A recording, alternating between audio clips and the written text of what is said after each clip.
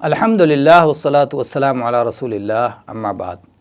3 اوقات ایسے ہیں کہ خادم یا نابالغ بچے بھی گھر میں آنے کے لیے انہیں ان وقتوں میں اجازت طلب کرنا چاہیے، جن کا گھر میں بار بار آنا جانا رہتا ہے۔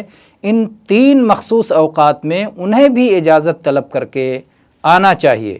ایک ہے صلاۃ فجر سے پہلے کا وقت، اور دوسرا ہے قیلولہ کا وقت، اور تیسرا ہے صلاۃ عشاء کے بعد کا وقت۔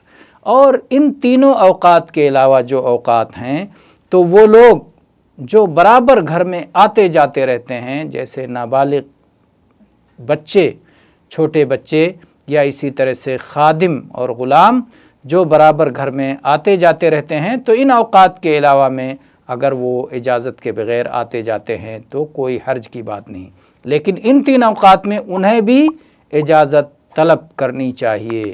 واللہ اعلم والحمد للہ رب العالمین۔